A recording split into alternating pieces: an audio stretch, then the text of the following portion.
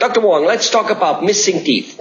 And let's talk missing teeth in the back. You know, where it's not visible, because a missing tooth in front, all of us, we run to a dentist and we get it replaced by hook or crook. We'll probably rob a bank for doing so. But in the back, not so much.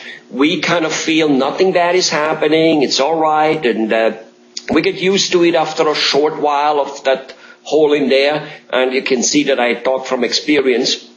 And yet dentists like you keep telling us that all hell can break loose if we don't fix it. Can you tell us, can you shed some light on it, of like, what is this discrepancy? Why do you guys say we need to fix it, and as patients, we really don't seem to seeing much of a problem with it?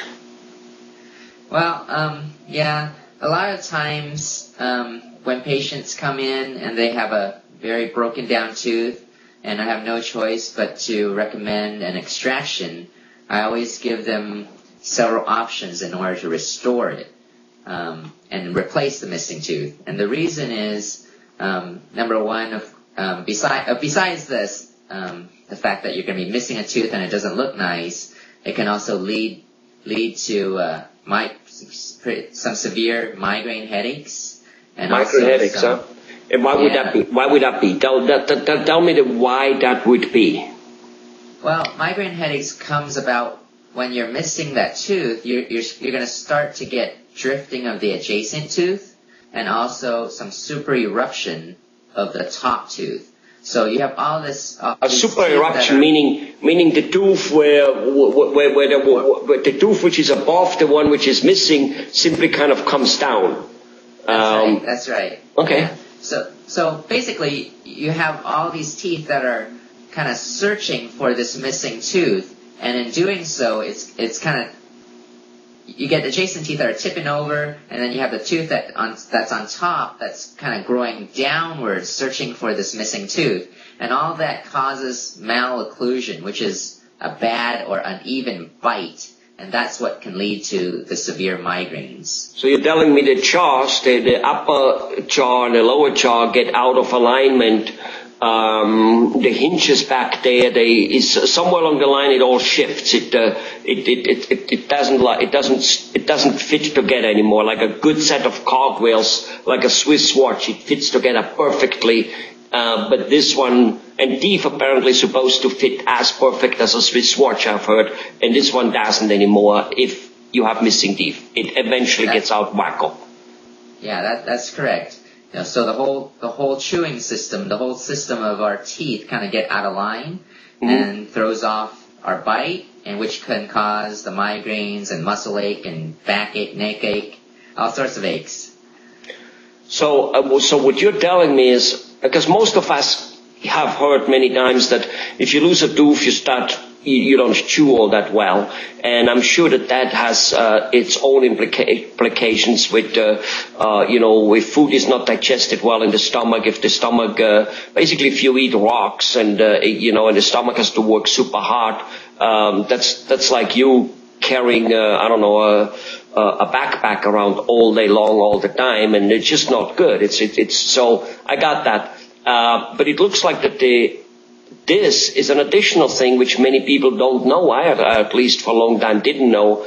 Back pain, shoulder pain, and headaches. Because once those happen, the lifestyle is really, never mind the bad digestion, what that can give us, cancer, all kinds of stuff maybe. But here you're having headaches and shoulder pain, and I know that sometimes when I have it, which is, thanks God, very rarely, neck pain, stiff neck or so, that day is not comfortable. You're not productive that day.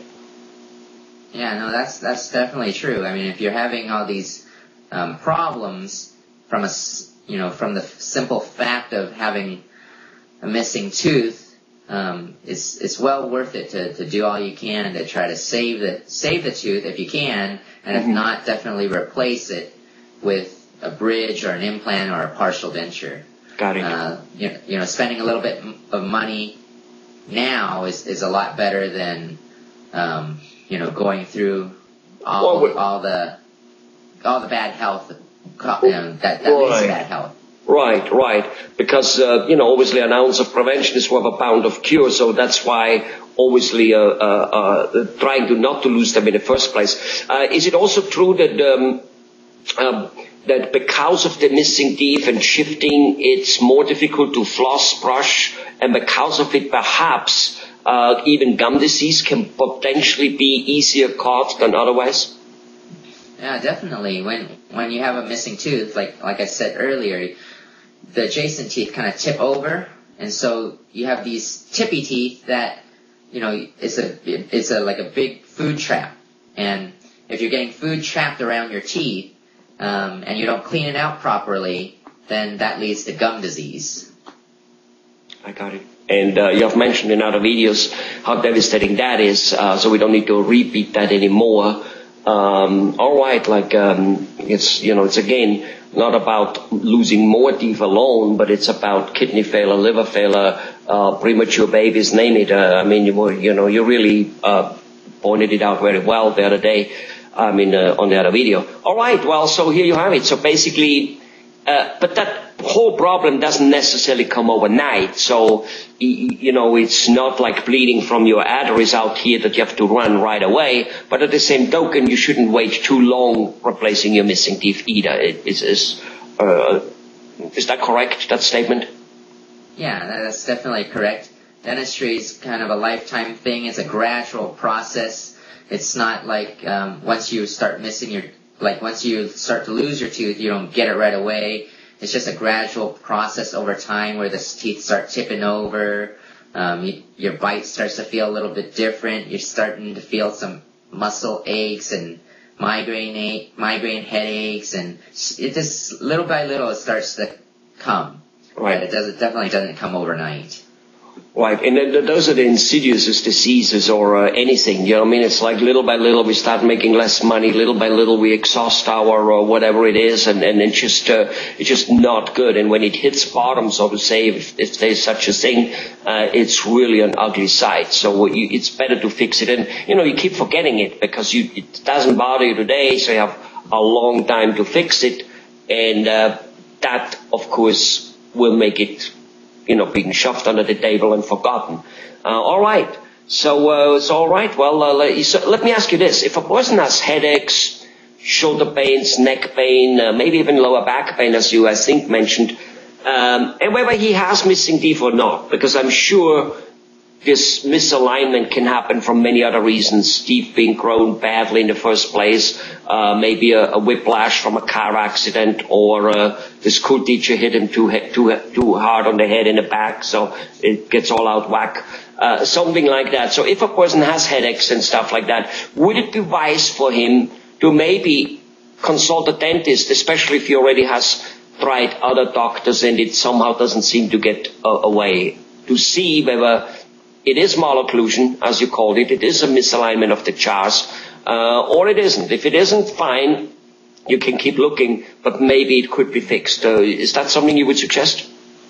Yeah, definitely. Misalignment sometimes can be a simple fix. It can be as simple as making some simple adjustments to a few of the teeth, or sometimes it takes a little bit more than that. It takes doing some crowns and bridges to try to straighten those teeth and align the teeth that are still there. And sometimes it even takes like doing some orthodontics. I got it. Well, all right. Thank you very much for your wonderful explanation, Dr. Vuong. I'm sure I'm at least happy. I learned something more again, and I'm sure patients out there and people out there will appreciate it too. Bye-bye. Thank you very much.